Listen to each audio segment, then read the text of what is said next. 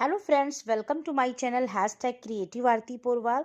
दोस्तों, मैं हूं आरती और आज हम बात करेंगे नीट 2020 में एक ऐसे कोर्स की जिसके फर्स्ट राउंड का रिजल्ट आ गया है और सेकंड राउंड का जो रजिस्ट्रेशन, चॉइस फिलिंग वगैरह है वो स्टार्ट होने वाली है। लेकिन दोस्तों, पूरी न्यूज़ जानने से पहले अगर अभी तक आपने मेरे चैनल को सब्सक्राइब नहीं किया है तो सब्सक्राइब कर लीजिए और उसके आगे जो बेल आइकन का बटन है उसे भी प्रेस कर दीजिए ताकि सारी लेटेस्ट इन्फॉर्मेशन आपको मिलती रहे।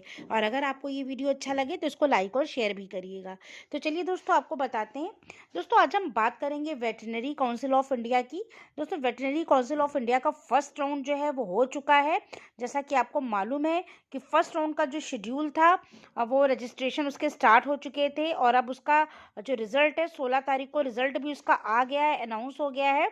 15 जनवरी को आप लोगों ने रिपोर्टिंग भी कर दी होगी, तो आपको जो कॉलेज अलॉट हो गया होगा। लेकिन जिन बच्चों को फर्स्ट राउंड में सीट नहीं मिली है उनके लिए सेकंड राउंड स्टार्ट होने वाला है। तो उसका पूरा मैं शेड्यूल भी बताऊंगी, मॉपअप राउंड का भी शेड्यूल बताऊंगी। लेकिन उसके पहले इस लिस्ट को देख लीजिए। इस लिस्ट में राउंड 1 का ये रिजल्ट है। लगभग 15 पेज की ये लिस्ट है और रोल नंबर वाइज इसमें रोल नंबर दिया है, ऑल इंडिया रैंक दी है, नेम दिया है, मदर्स नेम दिया है, डेट ऑफ बर्थ दिया है। तो इसमें जिन कैंडिडेट्स का नाम है वो देख लें, इन बच्चों का सिलेक्शन हो गया है। और इसके बाद जो सेकंड राउंड स्टार्ट हो रहा है उसका मैं शेड्यूल बता देती हूँ। दोस्तों, सेकंड राउंड जो है पब्लिकेशन ऑफ वैकेंट सीट जो आएंगी वो 25 जनवरी को आएंगी शाम को 6 बजे। उसके बाद प्रोसेसिंग ऑफ सीट अलॉटमेंट होगा, वो 27 जनवरी टू 28 जनवरी होगा। उसके बाद publication of result of allotment 29 जनवरी शाम को 6 बजे।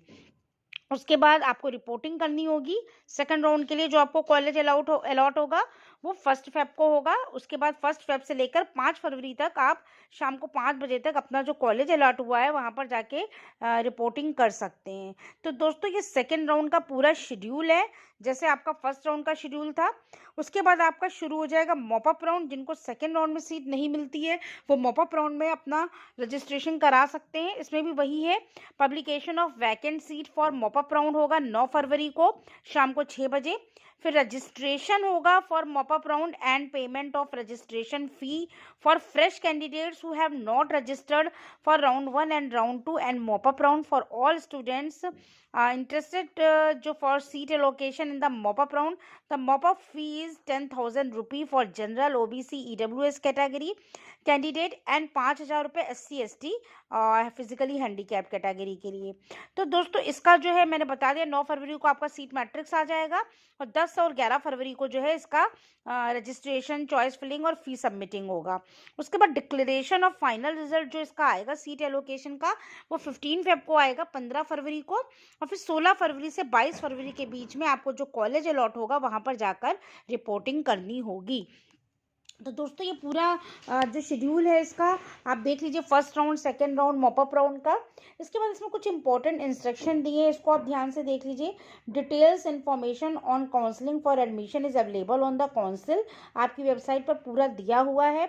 Students desirous taking admission into BBSc and AH course under 15% all India quota are advised to keep visiting the website mentioned above regularly.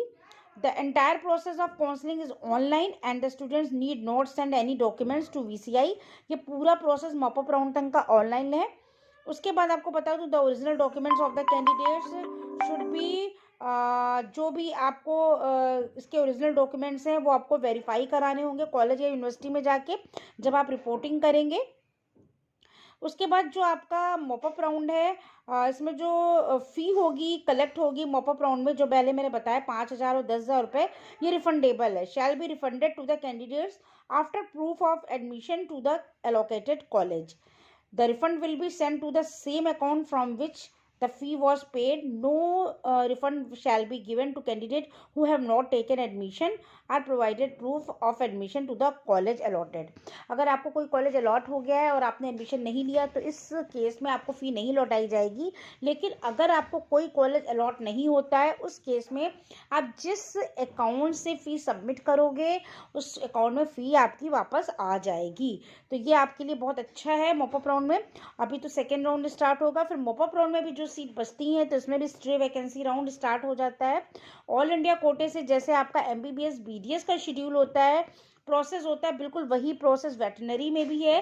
तो दोस्तों ये आपके लिए भी चांस है, जिन बच्चों का नाम अभी फर्स्ट राउंड में नहीं आया है वो सेकंड राउंड में रजिस्ट्रेशन करा सकते हैं। 25 जनवरी से वैकेंट सीट आ जाएगी और इसका जो सीट अलॉटमेंट है वो 27 जनवरी से स्टार्ट हो जाएगा।